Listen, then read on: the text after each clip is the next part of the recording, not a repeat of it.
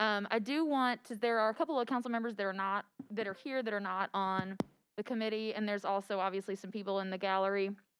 I did want to, we have sort of established some rules where this is a conversation between committee members only. And so we appreciate everyone being here, but keeping your comments to yourself. And so with that, Dave, I mean, I think this is meant to be sort of a conversation and try to figure out where we have common ground and how we think that it's best to move forward.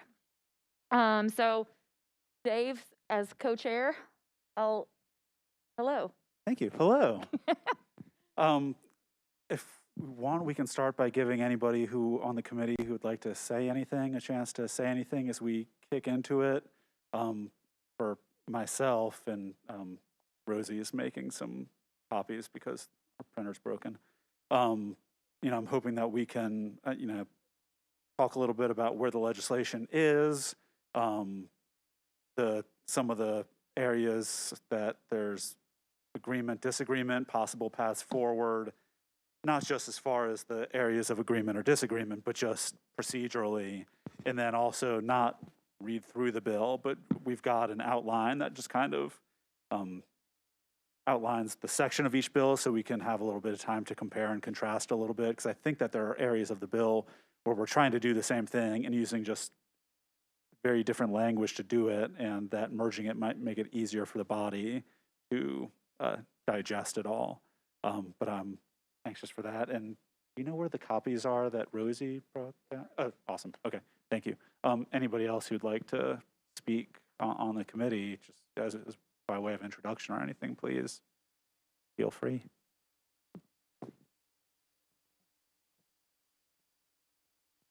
Thanks, everybody.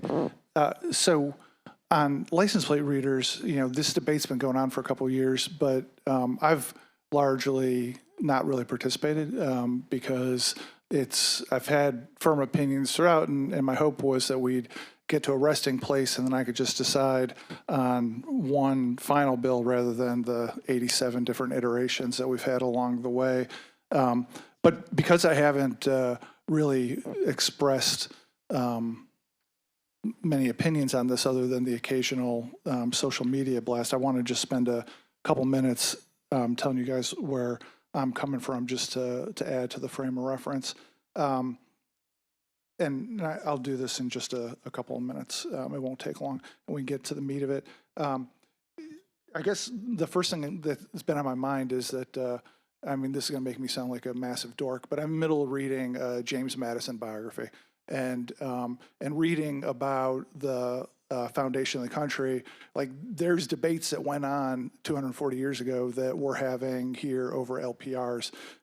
Most notably, the entire Constitutional Convention was a debate over strong government powers versus protecting individuals, and we're like 240 years later having the same conversation over this.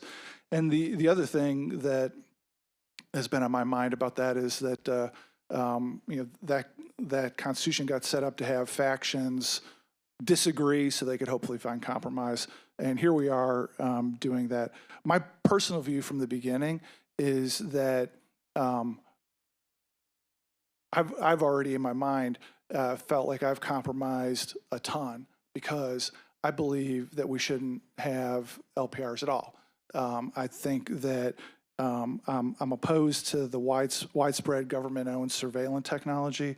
I think there's a strong likelihood of mistaken error that's been documented across the country and where these have been used before. And in my mind, this isn't something where a low margin of error is acceptable, because when there's error, it's people's personal liberty, individual freedoms that are at risk. So even a low margin of error is significant.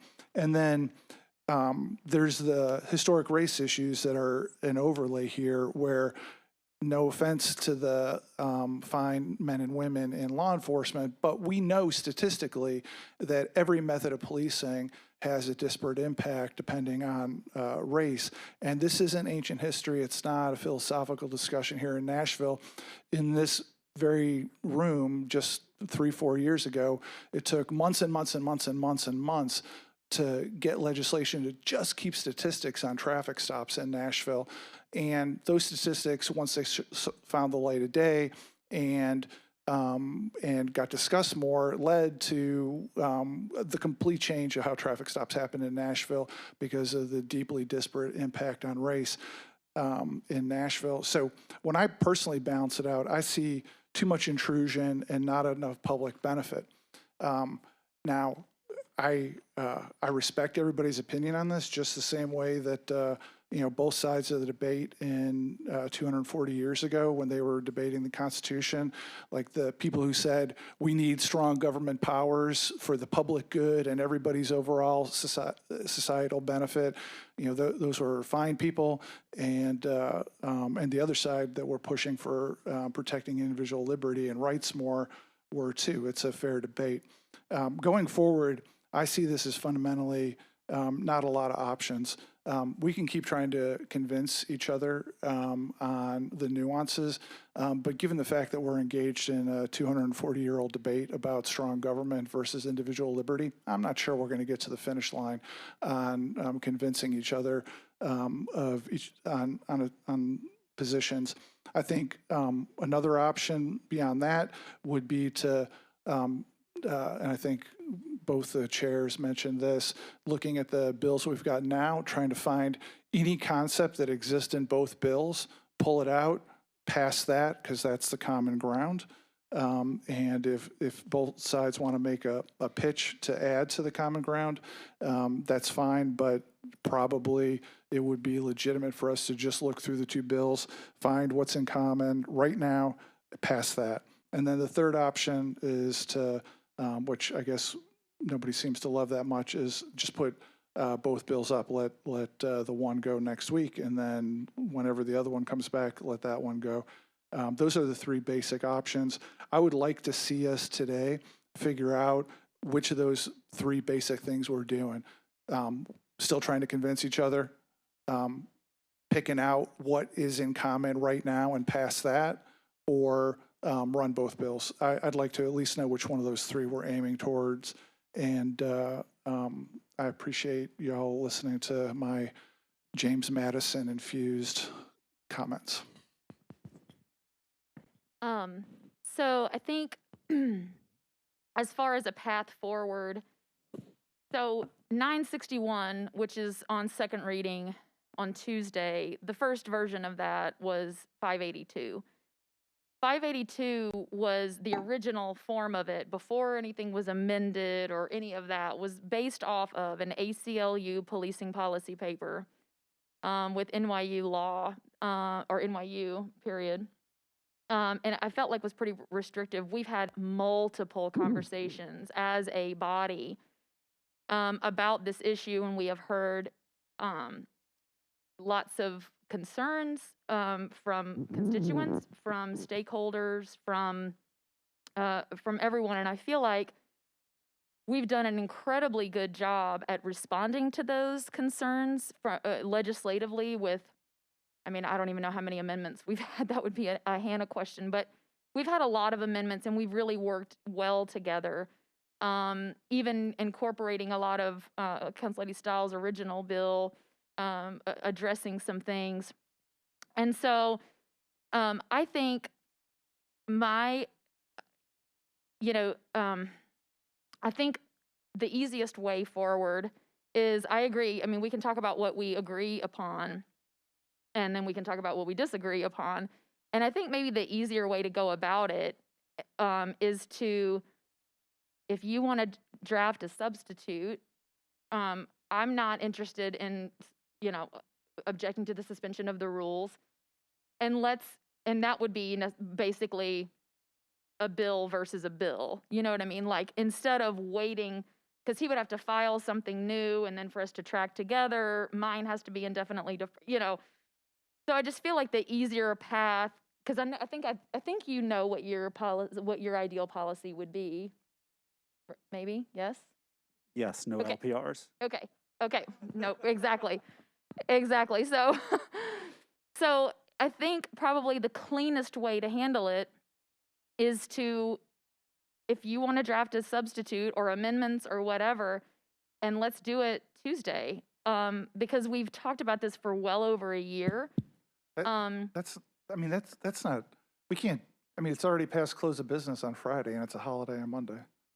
I've talked to Hannah and she said she's fine with that and it would be a late filed and nobody's going to object. And I don't think, But only one council member can look at it then. Multiple council people can't collaborate on it over the weekend. well, I think that's what this meeting is about. But also, not much has changed with his idea of the policy that he's okay with. It feels rash to come up with a late filed substitute over the weekend. I disagree. Okay. That means Dave Rosenberg unilaterally comes up with a substitute over the weekend. Or we work it out. We can have this conversation. This is a publicly noticed meeting. And again, you weren't, Council Lady Stiles, the only people that are able to participate in the actual conversation are the members of the committee. So we had announced that earlier when you weren't here. Sorry. So that's just my thoughts on it. I don't know what you're. Yeah, I don't know that I'm going to be able to put together a substitute before the end of the week. I do have a bill pending, as you do. But I think that at this point, maybe we should move on to talking about more substantive things rather than I'm sorry, anybody else who wants to speak just in general first, but before we get started, like Councilman Pulley, we can do that and then we can maybe head into some substance. Yeah, just a few comments in response to what I'm hearing is I think the one area Bob and I do agree upon is that I'm not sure anybody's going to move anybody here today on their positions. And, I don't necessarily subscribe to the same position that he articulated about the concerns about LPRs because I haven't seen really compelling evidence that we can't get around any of those privacy issues. The examples that have been demonstrated to me really deal with issues that policies that the police department has in place now will get around. We're talking about things that happen, thousands of miles away from here. The examples have been presented to me, and looking at studies that have been done, there's really no demonstrated study that reflects that that these issues are prevalent in cities where they have these LPRs. I also think it's very important to note that we're talking about a 6-month pilot that's in the bill that we currently have. Councilmember Johnson went out and went to a lot of trouble to go to agencies like the ACLU and listen to their concerns and address their concerns to the point at which she was about to get support from them, and then they regrouped and came back at us with different concerns after the ones that they initially addressed were brought to us were addressed. So I don't know that I feel like this bill for a 6-month pilot that's going to end in 6 months and come back to us again, I think it's really been kind of watered down enough that I'm not sure I'm supporting anything that's going to water it down anymore from my perspective. So that's kind of where I see this. So if we're talking about those three options, I'm kind of at the point where we've got two bills, a substitute from Dave's side and a bill from Courtney's side. And, I don't know what we can do to bend on either one of them. Just put them out there and let's see where we land. Thank you. I would also like to point out that over the course of the past year, we've had several community meetings about LPRs, how they would be used. We've listened to concerns from neighborhoods and residents and organizations. The bills have been substituted, amended, redrafted to address those concerns as it relates to privacy and also discrimination. And I will add that these LPRs do not have facial recognition. And so the assertion that they would be used in a discriminatory way is invalid because you cannot use them in a way to identify somebody's race or anything else. Also, over the course of the last few months, we have learned, or over the course of the last year, we have learned and heard from several neighborhood organizations in minority communities that are already using LPRs to help keep their neighborhoods safe. They feel like they are victims in their neighborhoods being terrorized, and they feel that these license plate readers are a tool to help minimize that, to help deter crime and solve crime in their communities. And I look forward to having a robust discussion about how we can use this tool to better serve our city and improve our public safety, and maybe leave all of the opinions and invalid assertions out of the discussion and really get down to some meaningful work. Thank you. Thank you. I don't understand why we are rushing it. And I would say rushing it because I do believe it is being rushed. We haven't had enough of a community discussion about this. I think individual council members might have, and a handful, but a county-wide community meeting has only been held once. We've had people come out against it from minority communities. The Community Oversight Board just sent a letter to us saying that they are against it. The ACLU, Turk, Conexión Americas, AMAC, the Asian Pacific Islander Group, and I think there are several others that I am also missing. So I'm coming to the table with very specific concerns to see how we will address them, and if we are able to address them. I think that we do need to go deep into both of the bills and figure out what is the common ground, if there is common ground, because the way this committee was proposed to me and the reason I signed up, right, was because I wanted to make sure that there was more minority voices. So I'm glad that me and Councilmember Gamble are here. I also wanted to make sure that the immigrant voice is heard, because there are very real concerns that are not addressed in this legislation. And so it was said, you know, if there is common ground, we want to see if there is. If there's not, then there's not. So I do agree that we need to just go ahead and dive in and see what comes out of this meeting, because if not, then what was the point of this whole conversation? So I'm ready to get started. That was a wonderful start. Thank you, everybody. So I think there are really, the areas of the bills in general, we both talk about form of LPR, whether it's fixed, mobile, trailer, that sort of thing. We talk about data retention periods. We talk about uses. We talk about oversight. And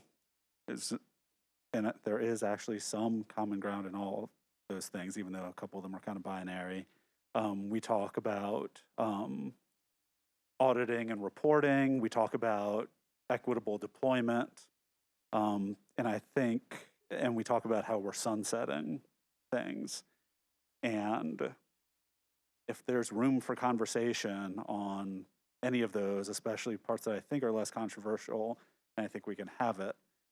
If everybody feels like what's in the bill that they're supporting right now is the best version of it and there's no room for movement, then there's not much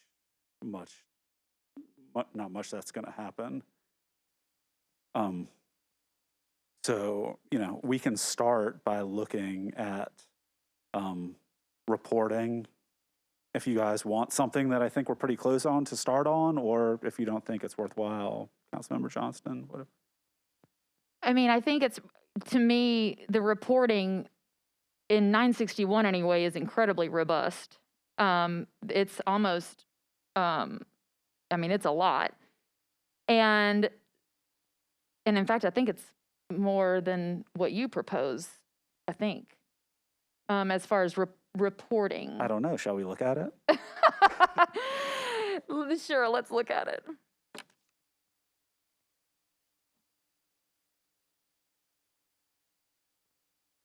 Well, or, No, we're looking at the bill, the existing bill. So it's at the bottom of page 3 and 841 is where it starts. It's number 8. wait, say that one more time, Dave. Bottom of page 3. It's Oh. it's Oh, on 840. 841. Yeah. Okay. In 961, it is 961, I think it's in multiple areas. Yeah, it looks like it's on page 5, and then it's also in page 6. It starts with number 6 on page 5. What? Well, I guess it's how do we define reporting? Because on page 2, we talk about reporting, a description of the employees or contractors who are authorized to use it. We've got, so there's more, I guess there's reporting and then there's transparency. And I don't know necessarily how you differentiate between the two, but there's a lot that's built into 961. And what did you say? What? Bottom of page 3 of 841. I think page 6 is where it talks about the actual reporting to the Metro Council, and on the Well, actually, on the Where is top that? of page 5, there's audit regulations that the custodian of the system has to keep. right. So that's kind of reporting, and it reports the date and the time the information is accessed, the username of the person that accessed the information, the purpose for accessing. But where does this get reported to the Metro Council and to the public? Oh, to the council. So they're maintaining that for a year, and I think who had access to it, if I remember, I've seen so many things of these printed out. It's on page 6, and it's 3C. It's like the third paragraph from the top. 3C. Yes. Right. Well, that's the annual. I thought there was a quarterly also. So, then it says, additionally, in section D, shall report to the Metropolitan Council the information required by this subsection every 2 months. By Um, G7. What's going to be reported is the number of LPRs in use, the number of matches, the number of, it just goes on and on. Let me see. Yeah, so that's it. Number of LPRs in use, number of matches made by the LPR, including correct reads and bad Right. hits. And then number of matches that identified vehicles and individuals sought by law enforcement and that resulted in stops.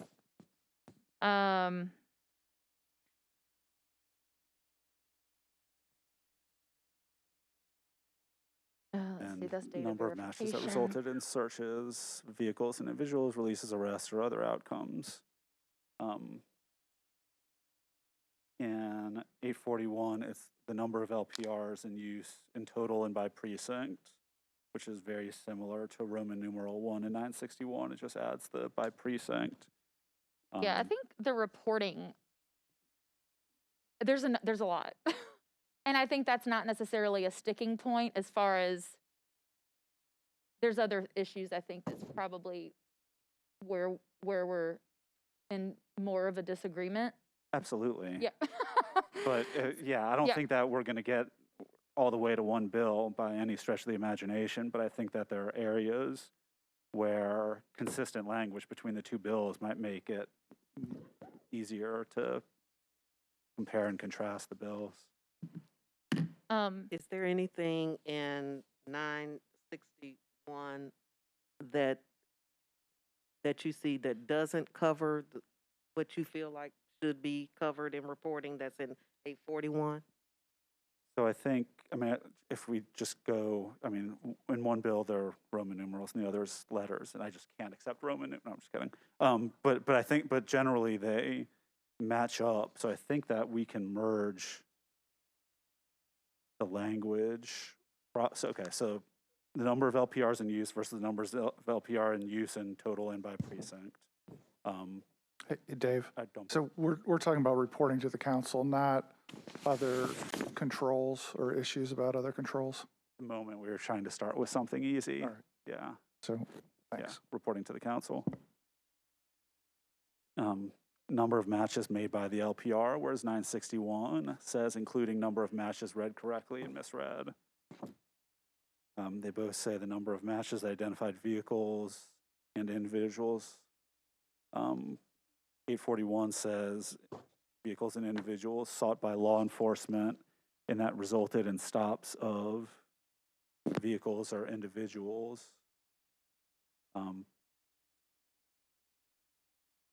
Actually, I think C is the one that's not in 961, because then we get back to something similar. The number of matches that resulted, well, no, language is a little bit different there too. Calls for more demographic information in the 841 language. Number of matches, and I guess there's the miss-hit language in 841. Are you looking at your original or are you looking at your substitute? I'm looking at the filed legislation. The filed, okay. Okay. Can I? So if y'all look at the bill that you're not supporting, what deficiencies, not deficiencies, that's kind of negative, what opportunities for improvement or change do you see in them versus your preferred bill?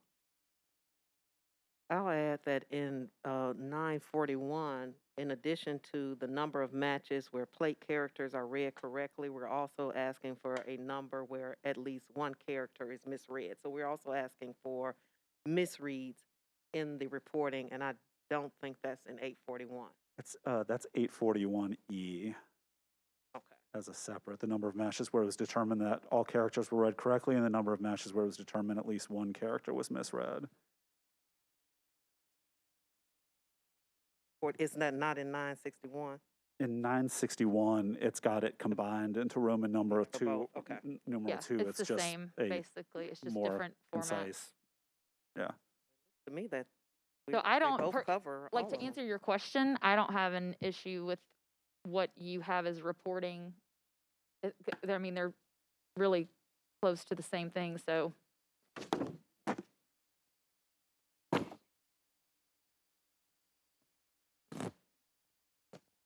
So, 1, 2, it's on. Okay. Well, I guess we've gone over the reporting. I guess my question would also be in the category of the reporting, right? So in our legislations, some of the concerns I've had were the ICE component of this and the misuse component, right? So the legislation, y'all's legislation has that if it is misused, that there will be, disciplinary action and potentially termination. Dave's substitute for misuse has in it, if you look at the substitute, if the resolution is not adopted, the use of LPRs will be discontinued, which isn't in your legislation. So my question is, right, because one of the concerns we've had is ICE can still subpoena this, no matter what we put in this resolution, ICE can subpoena it, right? 100%. So that was one of the concerns. There is the misreads, because we have had stories and examples in other cities where there has been high misreads and we've had the wrong people pulled over and put on the ground. And in many of those cases, they are minority people. So what we want to avoid is, right, immigrants, minorities, just people who were pulled over because of LPRs, put on the ground, handcuffed, and then we have a whole situation on our hands. So my question is, we're working on this legislation thinking that we won't have situations like that come up, right? That's the argument, that there's not a lot of situations like that come up. But in one of the reports that we had, or actually, Bob, you could probably talk to this, the officer that was at that last meeting said 1 in 3 are misreads in one of the neighboring cities here in Tennessee. So my question would be, because, I've been a minority person for 28 years and I've lived in minority communities my whole life, every neighborhood I've lived in is majority Hispanic or immigrant.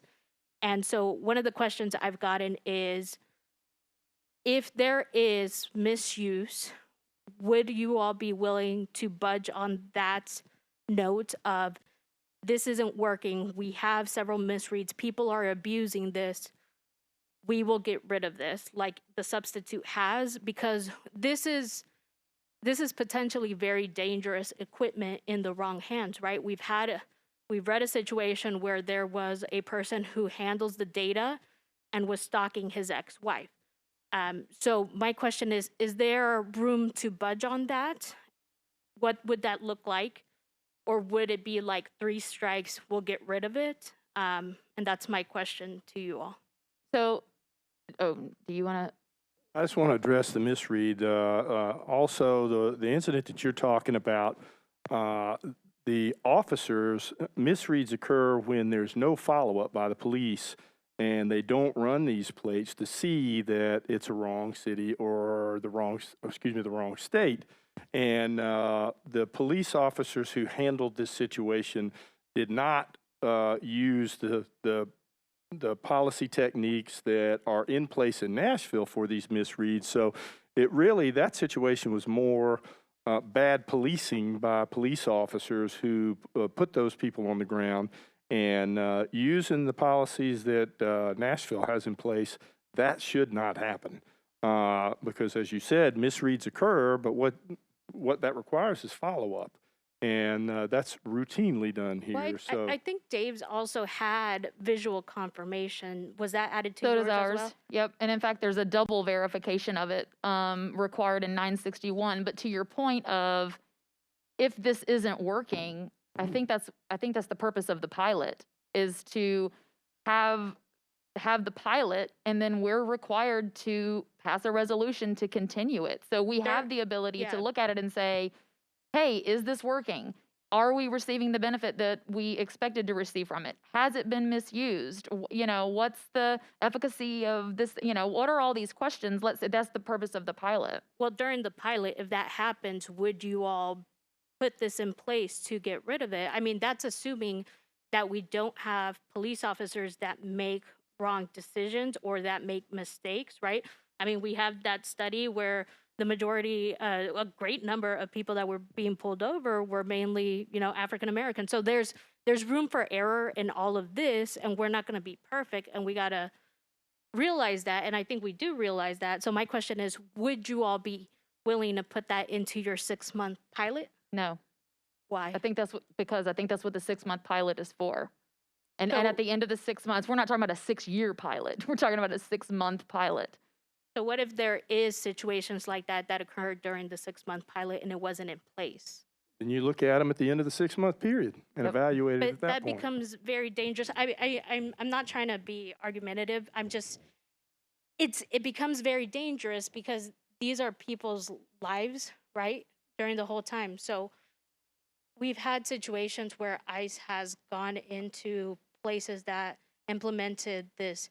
So in those 6 months, if ICE decides they want to do that and comes to the city, then that's it.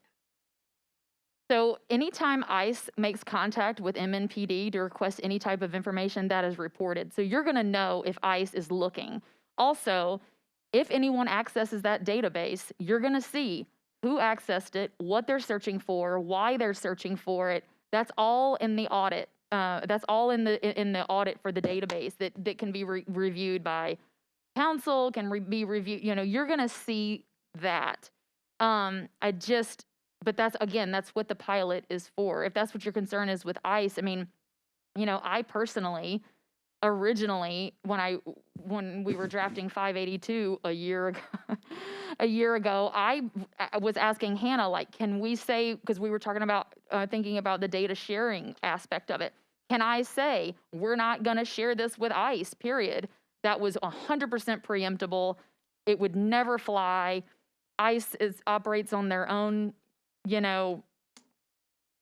in their own world, and so it was legally impossible for me to take that out. I just again, I don't, and I'm not a Pollyanna about it, I just don't foresee that. When I talked to Sheriff Hall, who deals with ICE the most out of anybody in the county, I think, you know, his response after talking to ICE, whoever he talked to, was that, you know, LPRs aren't necessarily the best tool for ICE, in that people that have a car registered, if they're not documented, it's hard to get a vehicle registered in your name with your address. It's just not good information. Do they use it? I mean, I don't know. I guess so. But we're gonna know that. We're gonna know if they have asked for information from us, and it's immediate. I guess we're not going to move on that. So if this 6-month pilot is, you know, a success, and we revisit this in 6 months for a longer period of time, would you all consider putting that into the longer period of time? I think you always have the ability to introduce legislation to end something if you see fit, and I think that would be your path to end it if it's being abused after the 6-month period. If we get past the 6-month period, we vote to continue it, and then all of a sudden it's being misused and it's a giant mess, then I think you always have the ability to file legislation to end something, and that would be my suggestion as a path forward to doing that. But am I willing to say, if something messes up, it's ended immediately? No, because I think that takes away due process of, was it actually misused, or did somebody feel like it was misused? Is there, like, what's the true story? I don't think that's the proper way to end any type of program, is just to immediately say, nope, it's over with. I think it requires, you know, due process to look at it, and if you legislatively want to end that program, then handle it that way. That would, I mean. Just for the record, police department policies are not entitled to due process. Individual human beings are entitled to due process. So we can't use due process as an argument to keep policies. The hypothetical assumes like actual human beings, actual residents with actual constitutional rights are being denied due process and how they're treated.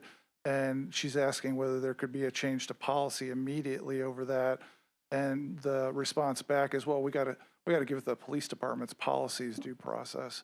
And I think that's got due process flipped on its head. The other thing that I think about this is, it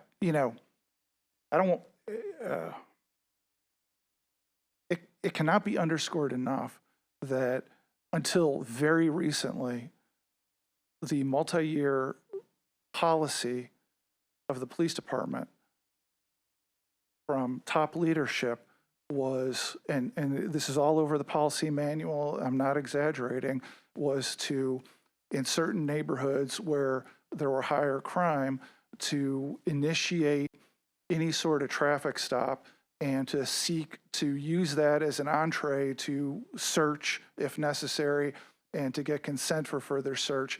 And so much so that there ended up being specialized units, not patrol officers, that were designed to go into neighborhoods where there was deemed appropriate and go out of their way to initiate traffic stops. And in the last several years, there have been 2 deaths and 1 conviction of a police officer from such traffic stops. And so this idea of, is the tech going to result in error, and what level of error, whether it's by policy, by training, by bad choices, what level of error is acceptable?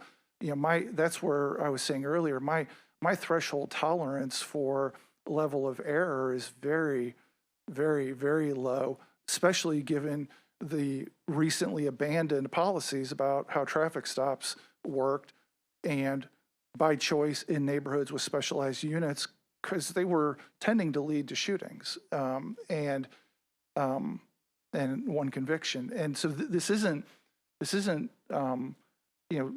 Council Member Sepulveda is posing this as hypothetical about the future, but she's not posing outlandish situations.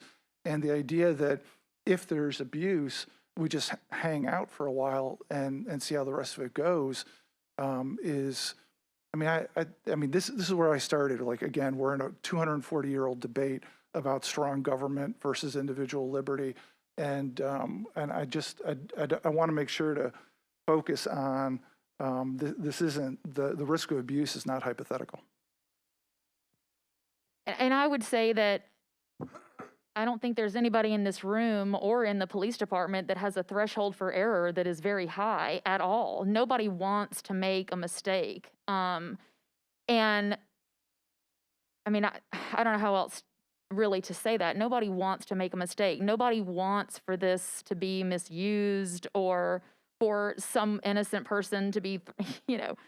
I think, in my opinion, the technology has advanced so much in the last 10 years that there's examples, you know, from years past where the technology has not been as accurate. I think we're past that now. For the most part, it's gotten way better.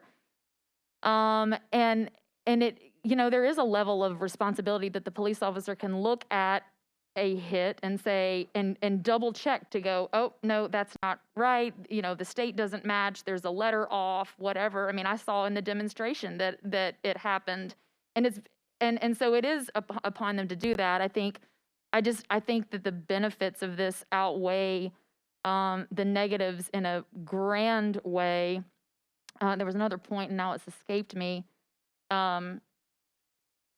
What was my point? I hate it when my mind goes completely. Anyway. Yeah, interrupt you for a minute. You go ahead. I want to address a couple things in that, you know, traffic stops in high concentrated, high crime areas is not a technique that's unique to Nashville over the years. That's a technique that police departments have used over the years for good reason, with good intent. Policing has evolved over the last several years, and Nashville has adjusted to that evolution. So, I mean, that's a technique that police departments have used over time. They concentrate, and they've had good success with that. Now, the Nashville Police Department's adjusted, and quite honestly, I don't think the police department or us or anyone else is really concerned,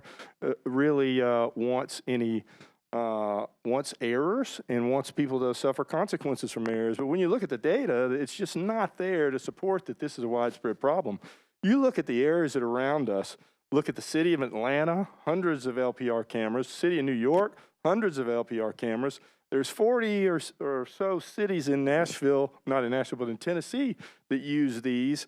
And we have to go find one-offs of things that happen thousands of miles away from us to find an incident where this has occurred. And there's reasons other than the LPR camera for that abuse. So I just don't think the evidence is there that shows all of these examples of how LPR cameras are abused. So I think it's perfectly reasonable. Let's give this thing a 6-month try and see what happens. And you know, if there are things that we have to be concerned about, we should. But I just don't think the evidence supports need for any more restrictions on this.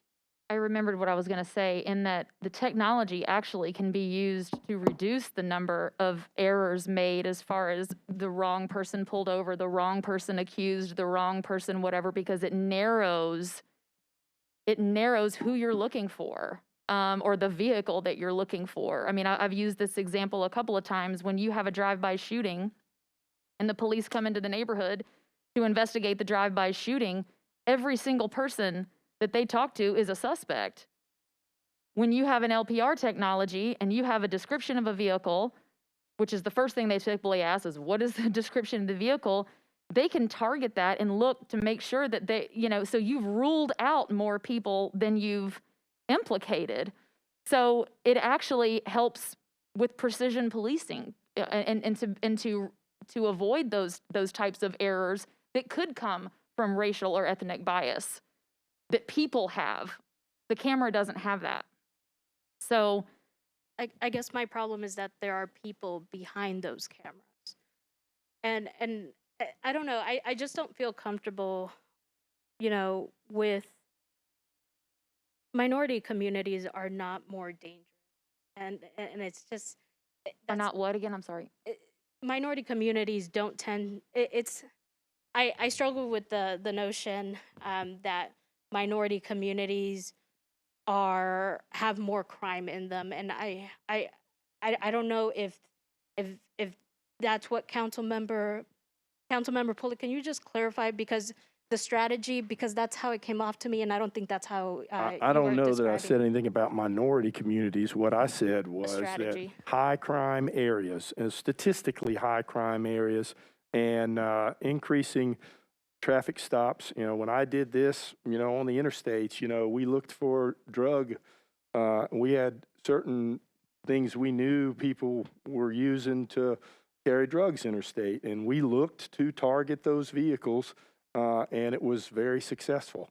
So police departments all over the country have used concentrated traffic stops in high crime areas to deter crime. Now, that said, I also pointed out that policing has changed over the years and recently, and Nashville has adjusted to that. So I'm not suggesting that that's a tactic that will or should continue, but I am suggesting it's not unique to Nashville. Yeah, It's police departments all over the country have done it, and police departments all over the country are evolving just like Nashville has. I guess my confusion was because we were talking about the misuse of traffic stops in minority communities and what you said. So thank you. I guess I think we will differ on the cost benefit, obviously, because I think several of us on this side believe in a certain level of privacy, and so the cost benefit is going to be different. So I'll avoid that to not have a longer discussion that needs to be. I guess we've addressed this point and that there's no moving on this, so I'll let anyone else who wants to move to another point. Can I just add really quickly before we move on regarding misreads? One of the systems that has been proposed in 961 is that whenever a license plate reader alerts on a plate, law enforcement, before taking any action, must confirm visually that the plate matches the number and state identified in the alert, that the alert is still active by calling dispatch, whether the alert pertains to the registrant of the car and not the car itself, and that the license plate is on the list for one of the authorized purposes listed in the section, including the National Crime Information Center database. So there is a system in place to address that in 961. I believe there is in 841. Is that correct? So we are addressing that issue in both bills, it sounds like.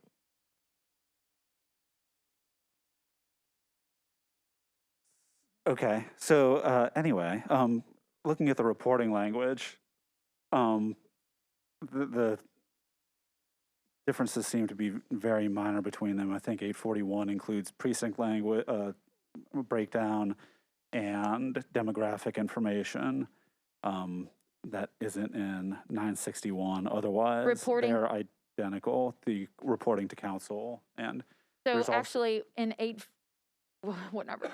In 961, you do, if someone is pulled over with because of LPR technology, they would add a check mark to what they already report as far as demographics of who has been pulled over. So you will know the demographics of the person being pulled over because of LPR technology, or you will, so that's in there. that data is being retained, but it's not being shared with council and on the report. And I guess Wait the other differences are, I think, that there's greater frequency to them in 961 and 841. What's what?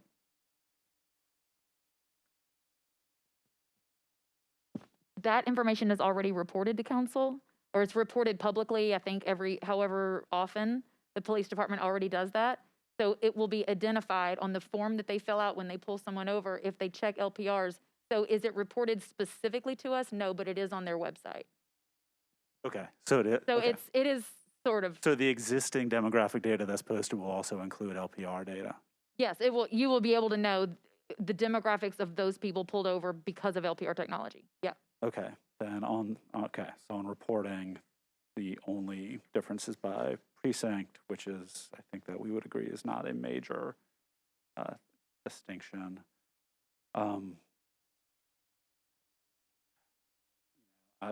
my hope was to go through also, go to uses next, and talk about different uses. But we've got 6 minutes left, and we I start? don't think that we're going to be able to go through many sections of the legislation. Can we hit on retention a little bit? Let's talk about retention. Yeah, you want to Sure. do that? Councilmember? I'll let you all start. I just want to move to that subject if we can. Okay. Can all talk in non-lawyery, non-politician-y sentences here. So ultimately, the data, long and short of it is the data gets kept 10 days? 10 days, unless it's And being nine used in an active investigation or litigation, whatever. Yes, 10 days. And I don't want to start off by saying when I was talking to the ACLU, their policy is to keep it for weeks and months, not years. The state of Tennessee doesn't allow anything more than 90 days. 852 started at 30 days. We reduced to 15 days, and now we're down to 10 days. And so I feel like, as far as coming from a place of working with everyone and yet still allowing the tool to be effective, I don't know how much more, I'm willing to bend. And that's just after talking to the police department of how many crimes does it take that, longer than 24 hours to even know. If you're out of town and your car was stolen while you were gone, you may not even know in that first 24 hours that it was gone. There's certain things, when the shooting of the nurse on 440, she was on the side of the road for hours before anyone even noticed that she was there. So that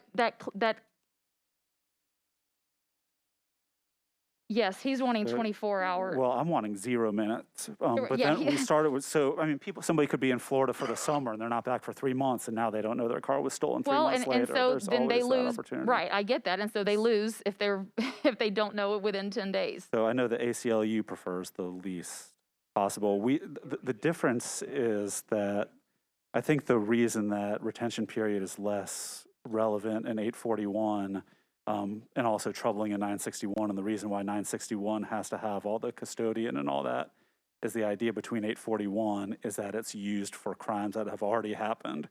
We know there's a bad guy. Let's use the LPRs to see where the bad guy is, versus retroactively trying to solve crimes. That said, we went from nothing to 3 minutes because it's for that purpose, to 24 hours to be able to help with stolen vehicles. And I think that there's still room for a compromise there. 10 days is still a lot of data that's available on an individual, and enough to discern a pattern of travel, and even create a chilling effect on movement, which is how, I guess, the longer the period, the more that's a concern. In that same tone, 24 hours is not enough time to even report a crime, let alone go gather data to see if we can solve a crime. In addition, even with the amber alerts, silver alerts, those kind of things, a lot of times they can't report until after so many hours or so many days. And so it just seems like 24 hours, it may as well be no hours, because that wouldn't be enough time.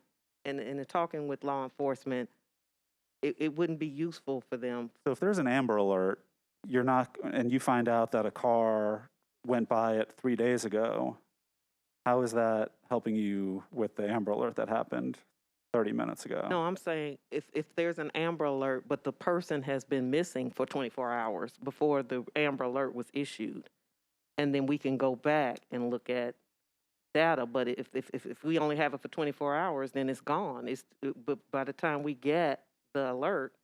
But they're gone from where they were 24 hours ago, too, so who cares where they were? Well, we don't know that, but we don't have the data to investigate to see. You're conducting a homicide investigation, and 72 hours after the crime, you interview a witness that said, yeah, I saw a guy leaving the scene here with a red Chevy at such and such an hour. That's 72 hours later, and the LPR could capture that vehicle and be of assistance. There's also what Courtney brought up earlier. If you're out of town, your car gets stolen, you don't come back till 48 hours later. I don't know how 24 hours helps you solve that. I think there's room for movement from 24 hours, but 10 days is a long time. But either way, it's 6:30, so our time together has expired. So what would you, if you just said that you would consider movement, what would be the top amount of time, short of 10 days, that you would think? 24 and a half hours, just kidding. Yeah, and we're talking about a 6-month pilot here, not a bill that's going to last forever. So. Well, a lot of stuff happens, and once you spend a bunch of money on these things and affix them to telephone poles, the thought of the council tearing them down is very slim, no matter what kind of abuse there is. And they show you how tremendously effective they are. So I think in the spirit of it's 6:30, and you know, if this conversation had started a year ago, I think that there's much more room to say, hey, let's continue this. I do think we're sort of at an impasse. I mean, how many times have you said you don't want LPRs at all? Councilman Mendez doesn't want LPRs at all. So that's the spirit from which you guys are looking at it, and I appreciate and respect that. I think we've talked about this ad nauseum. We've had multiple committee meetings that have included the entire council. We've amended. You've created legislation. We've created there's been amendments and I think your 841 that has a lot of sponsors on it, so you can't say that it has not been reviewed, that there has not been, I think that if that's the way that you want to go, because I understand you have certain feelings about it, and I just don't know that we're going to, on the major points of the policy, I don't think that we're going to agree. I say use whatever form of it, whether it's the substitute or what's in play now, and put that as a substitute, and let's vote on it. Can I ask a question? Sure. I know, and now we're at 3 minutes over, but so I know one of the options that I mentioned, and I thought I heard, I can't remember whether one of you or both of you said it. Is there any interest in taking concepts that appear in both and passing that, and then having a further conversation about other stuff? I mean, there is a bunch of stuff in both bills, and it seems clear that if there were a compromise that's possible, it would be to pull out the things that appear in both. And if the answer is no, and you guys are ride or die on the bill the way you got it, so be it. We'll go vote on it. But I want to at least ask the question whether there's interest in finding the concepts that appear in both, pulling them out, and have that as the common ground and passing it. I don't know how you pass such an incomplete policy, because the major parts that we disagree on are the major parts of the policy. So retention, uses, fixed versus in the car only, this, that, and the other. Just passing a policy that reflects what we agree on is very incomplete and wouldn't serve a purpose, because at that point the police department is like, well, there's way too many unanswered questions. So while I appreciate that there are some areas that we agree on, I think that 961 is reflective of an incredibly collaborative effort between this entire council, and everyone has had the ability to try to amend it. We've had this conversation. We've heard from the community. We've heard from organizations. I feel like we've amended it to the point that this is as far as we're willing to go in order to keep this as an effective tool for the police department to help keep us safe. Well, the part about collaboration and compromise applies to both of them equally. And so, like I said, I get it. If it's ride or die and on yours, that's cool. I understand the position. I just wanted to make sure we talked about whether the compromise of pulling out the common ground was doable. And Councilmember, I think that 841 is the, I mean, if you take the things that exist in both bills, it's 841. It's the uses in 841 plus 961 adds some. It's keeping the data for a day, but then 961's adding 9 more days. It's, you know, and they both allow mobile, and so 961's just a more, I mean, 841 is the compromise. Well- But, so I think there's still room I to appreciate that, talk yeah. and make progress, but it I doesn't sound also, that's. I also think it's important to note that what the police department has said, and this is a tool for them to use to help keep us safe. If the form of 841 or its substitute was to pass, to steal your phrase, Councilman Mendez, and I don't know if you made it up or not, but I love it. Too much squeeze for the juice. You said that one time and I thought that was brilliant. Just say you made it up. It's yours.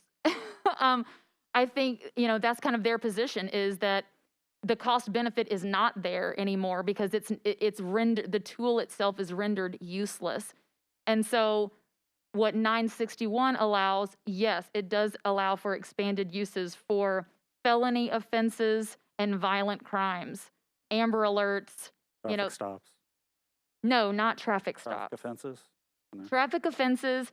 So that's something that we can, so Hannah, the parking and traffic, that was for parking enforcement. I'm not exactly sure how traffic, like they're not gonna, I don't know, I mean, they're obviously can pull you over if your LPR hits and whatever, but they're not using it because you ran a red light.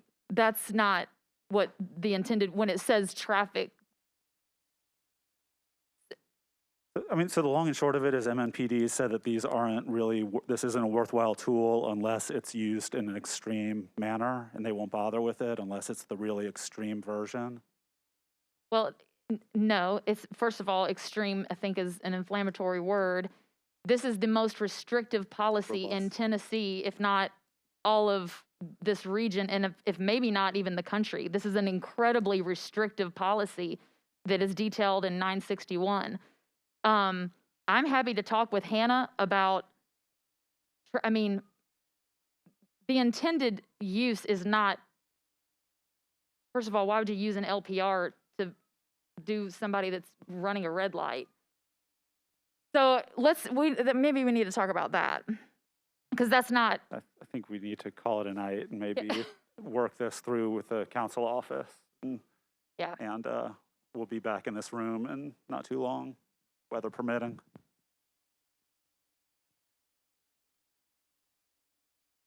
Well, thank you all for being here. We're adjourned.